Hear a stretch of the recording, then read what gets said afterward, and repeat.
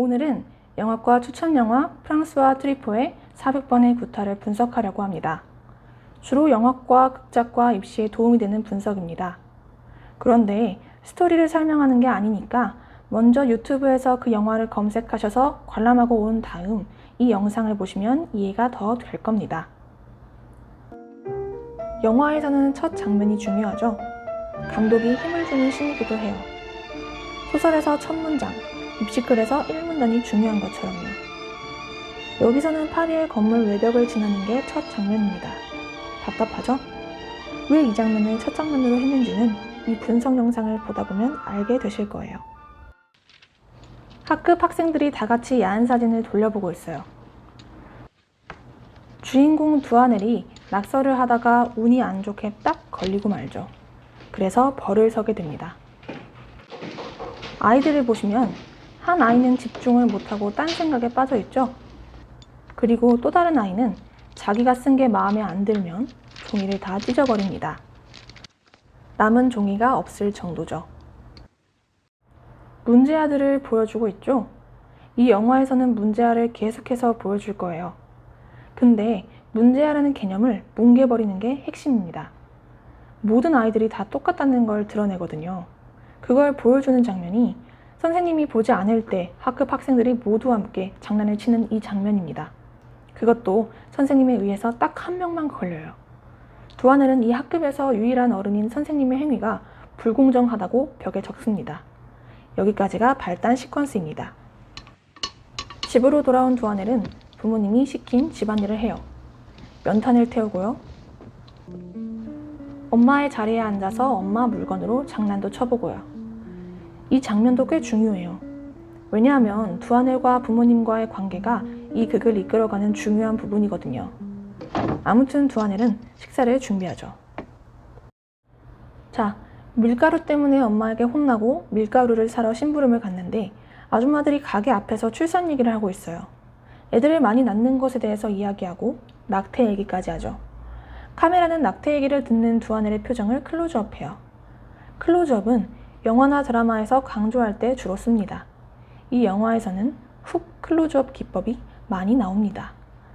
두아넬은 두 눈을 질끈 감고 있어요. 앞으로도 두아넬이 자기가 누군가에게 밀려나거나 버림받는 느낌이 들 때마다 카메라가 두아넬의 표정을 클로즈업 할 거예요.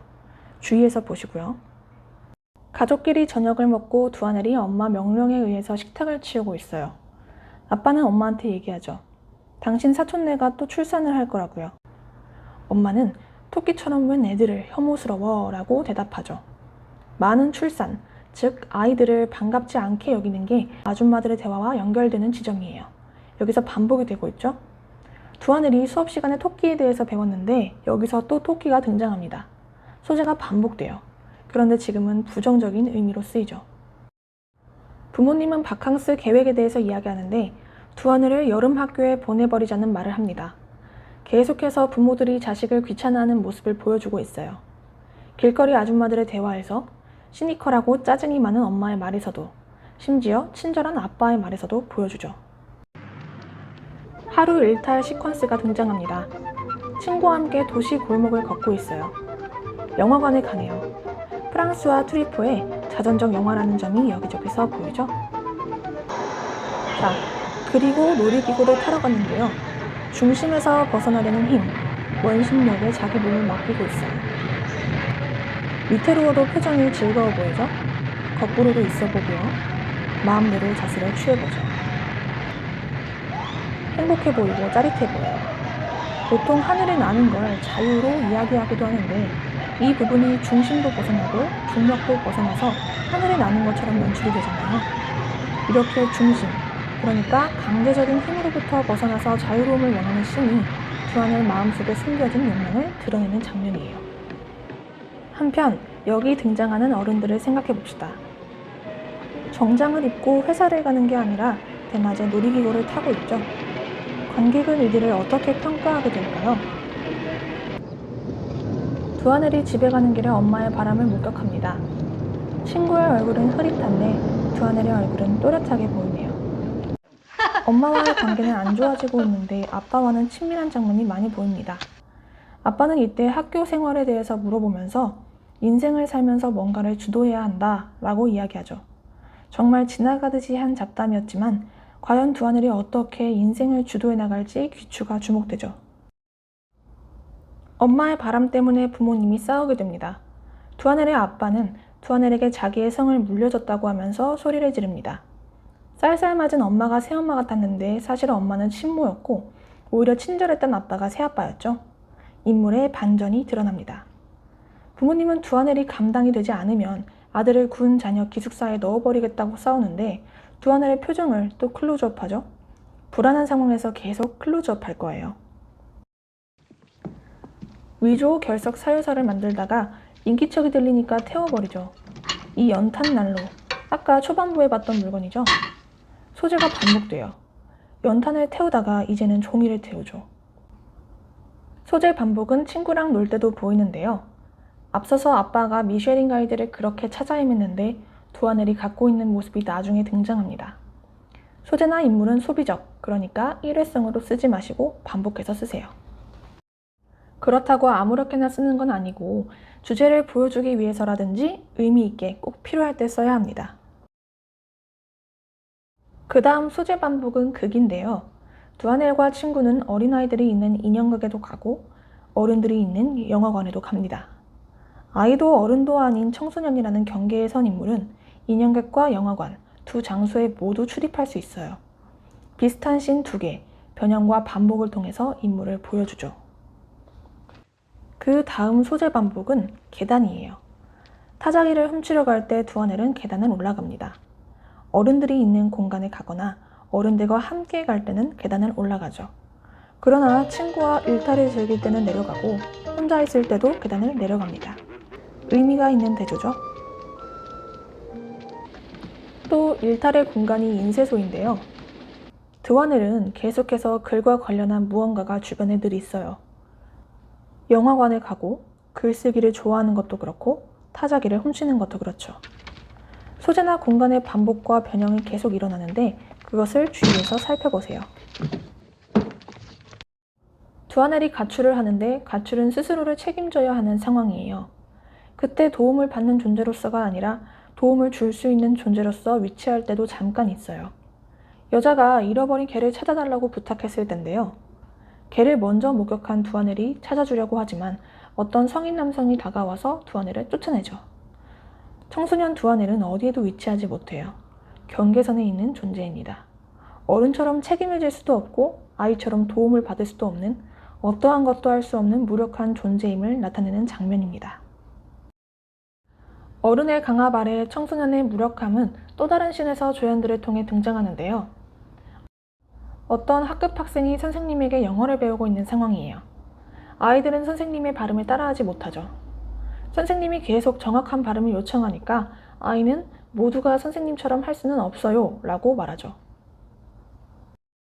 엄마는 가출한 두하늘을 집으로 데리고 오면서 오붓한 시간을 가집니다. 무서웠던 엄마가 친절한 엄마가 되는 캐릭터의 변화가 일어났어요. 엄마는 왜 공부를 열심히 하지 않는지 설명해 보라고 해요. 두하늘은 학교를 그만두고 나만의 인생을 살고 싶다고 말합니다. 하지만 엄마는 말하죠. 우리는 엄마의 말을 들어야 해. 즉, 어른의 규율에 따라야 한다고 이야기하는 것입니다. 아버지가 말했던 주도적인 인생을 두하늘은 부모의 기대와는 반대로 모든 규율 밖에서 이뤄내고 싶어 해요. 과연 이건 두하늘 뿐일까요? 체육 선생님과 함께하는 구보 시간입니다. 위에서 아래를 찍는 구도, 부감으로 찍고 있죠? 부감은 하이앵글이라고도 합니다. 2열 정대로 뛰다가 대부분 아이들이 줄을 벗어나고 있어요. 규율에서 탈주하고 싶은 많은 아이들의 욕망을 한 장면의 이미지로 압축해서 보여준 것입니다. 이 장면이 후에 변형되어서 나오니까 잘 기억해 두시고요. 두하늘이 집에 불을 낸 장면입니다. 아빠는 두하늘에게 말을 잘 듣지 않으면 규율이 엄격한 육군 사관학교로 보내겠다는 협박을 하죠. 또 규율이 나오네요. 규율과 반대되는 것은 영화입니다. 영화관에서는 두하늘이 자유로움을 느껴요. 그래서 엄마가 두하늘과 아빠를 달래고 화해시키는 공간으로 사용하죠. 두하늘이 시험을 보지만 표절로 걸리는데요. 여기서 짝꿍이 두하늘이 베끼지 않았다고 편을 들다가 선생님에게 혼나죠. 선생님은 소리칩니다. 여기서 누가 법을 만드는지 보여주겠어 라고요. 근데 두하네는 이 법으로부터 도망칩니다. 학교에서 완전히 나가버려요. 두하네는 친구와 이야기하다가 집에 들어갈 수 없다는 얘기를 합니다. 아빠가 육군 사관학교에 보낼 거라는 말을 하죠. 두하넬에겐 가정, 학교, 육군 사관학교 모두 똑같습니다. 규율이에요. 두하넬은 바다를 좋아한다는 이야기를 합니다. 두하넬에게 어른의 간섭이 없는 자유의 공간은 영화관, 인형극장, 게임장, 바다 정도가 되겠네요. 영화나 드라마, 소설, 연극을 보실 때 대조되는 개념을 찾으면 좋아요. 타자기를 훔치고 아빠에게 멱살이 잡혀서 경찰서에 가게 되는데요. 가장 내 편 같던 친절한 아빠가 무서운 아빠로 변하는 캐릭터의 변화가 또 한 번 일어나네요. 아이 양육에 대한 책임이 계속 전가됩니다. 앞서서는 엄마와 학교 측이 서로에게 처벌과 양육 책임을 전가했었는데 여기서는 아빠가 경찰에게 아이에 대한 교육과 감시, 징계를 요청하죠. 엄마도 재판관에게 아이에게 겁을 주라고 요청하고요. 재판관은 거절합니다. 결국 아이를 책임질 사람이 없죠. 두하넬은 여러 명의 경찰의 손을 거쳐서 계단을 내려가는데요. 이것이 책임 전가를 단적으로 보여주는 장면이에요. 결국 저 아래 경찰서 철장까지 들어가게 됩니다. 그런데 그마저도 다른 어른이 오니까 자리를 비켜줘야 하죠. 철장 안, 규율 안에 갇혀 밖을 관찰하는 아이의 시선으로 카메라가 돌아갑니다. 이렇게 경찰서 전경이 보이고요.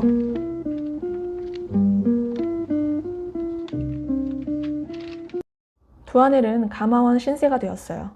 종은 곧 명령체계입니다. 쉬는 것도 종이 쳐야 가능한 일이죠.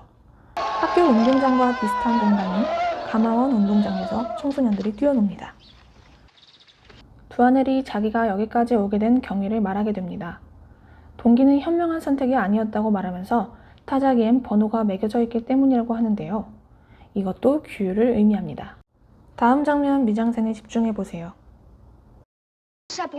아빠를 때려서 가마원에 오게 된 얘기를 하는 동기와 그 배경으로 아기 천사가 엄마에게 내려오는 동상이 나오죠. 이야기 내용과 대조되는 배경, 눈치채셨나요? 아이러니죠? 탈주했다가 잡혀온 사람의 쓸쓸한 뒷모습이 드러나는 장면이에요. 아이들이 비키면서 탈주범의 모습이 드러나고요. 나무들이 사선으로 나 있는 방향이 탈주범을 더욱 집중시켜주고 있어요. 이 두 가지가 탈주범의 뒷모습을 집중시키는 장치예요. 많은 사람들이 이런 연출은 영상 안에서만 보여줄 수 있다고 착각하는데 사실 입시글에서 충분히 쓸 수 있어요. 영화, 극작, 문창 모두 사용 가능하죠. 이열종대, 어디서 본 장면이죠? 맞아요. 아까 체육선생을 따라서 구보했던 장면과 연결돼요. 그런데 상황은 전혀 달라졌어요. 그때는 도망칠 수 있었지만 지금은 불가능해요. 가마원은 규율이 강화된 곳이거든요. 철장 안에 어린아이들이 규율을 맞추고 있는 청소년들을 바라봅니다. 이것도 철장 안에 두하넬이 규율에 갇혀있는 어른들을 바라봤던 장면과 연결됩니다. 두하넬은 친구를 기다리지만 친구는 들어올 수 없다고 거절당하고 대신 엄마가 들어오게 되는데요. 두하넬은 딱히 엄마를 반기지 않아요. 두하넬은 친구가 사라진 곳을 바라보지만 엄마는 아니 나 혼자 왔다 라고 말합니다. 두하넬이 아빠를 기다리는 줄 안 거죠. 어른의 시선은 아이가 아직은 어른의 보호를 바라고 있다고 생각합니다. 또 얼굴 클로즈업이 나오네요. 엄마와의 면담에서 엄마가 두하넬을 포기했다는 것을 밝히는 지점입니다. 두하넬은 완전히 버림받은 느낌을 받아요. 여기서도 클로즈업이 되죠. 자, 그리고 이게 증폭제가 되어서 두하넬이 가마원을 탈출하는 과감한 선택까지 이어집니다. 표지판을 보면 역주행하는 것이 보일 거예요. 중심으로부터 역주행이에요. 아까 놀이기구를 타면서 중심으로부터 벗어났던 그 행동을 이제는 직접 실현하는 거죠. 주도적으로요. 표지판이 기울어져 있네요. 규율이 파괴된 곳을 향해 가고 있습니다.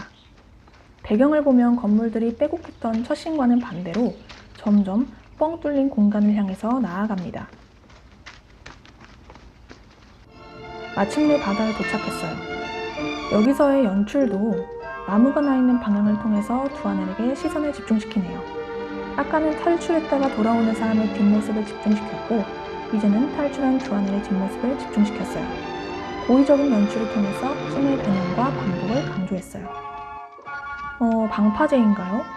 정확한 명칭은 잘 모르겠지만 드디어 이 벽을 넘어갑니다. 이게 마지막 씬인데 첫 장면과 이어져 있죠? 상황의 변화예요.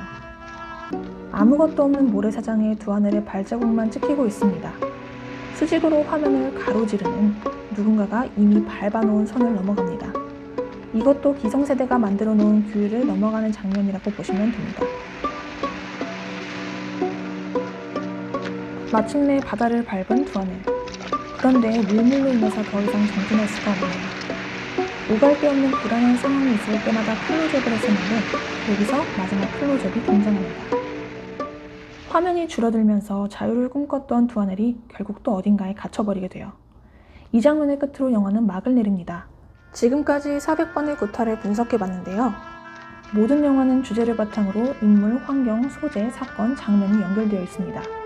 짧은 분석이었지만 이런 분석들이 내 글의 퀄리티를 높여줄 거예요.